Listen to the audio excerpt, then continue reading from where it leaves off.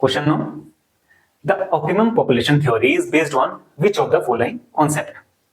अनुकूलतम जनसंख्या सिद्धांत निम्नलिखित में से किस अवधारणा पर आधारित है? तो बताइए, ओवर पॉपुलेशन, अंडर पॉपुलेशन। अब इन दोनों में से कौन सा ऑप्शन होगा? इन दोनों में से पहला दूसरा दोनों होगा, दोनों नहीं होंगे, या दूसरा होगा या पहला होगा? बताइए कौन सा ऑप्शन होगा इसमें से? ओवर पॉपुलेशन या जनसंख्या आधिक्य। इसका एक्सप्लेनेशन देखते हैं। जब किसी क्षेत्र की जनसंख्या वृद्धि उस क्षेत्र में प्राप्त संसाधनों से अधिक हो जाती है तो जनसंख्या आधिक्य, मतलब जब पॉपुलेशन जो है ज्यादा हो जाए और रिसोर्सेज जो है कम हो जाए तो ये जो है जनसंख्या आधिक्य की दशा कहलाती है।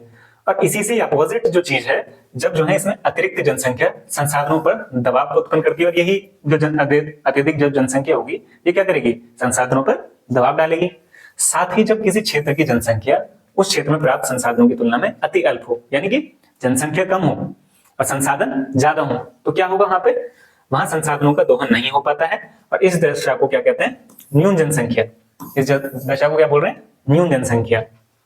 अब ये जो हमने दोनों बात की, एक तरफ हम जो है बात कर रहे हैं जहाँ पे जनसंख्या ज्यादा है और रिसोर्सेज कम है, तो उसे हम बोल रहे थे जनसंख्या आधिक्य।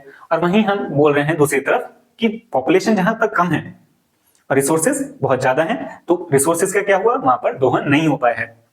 तो रिसोर्सेज का दोहन नहीं हो पाया तो उसे बोल रहे हैं न्यून जनसंख्या कहते हैं।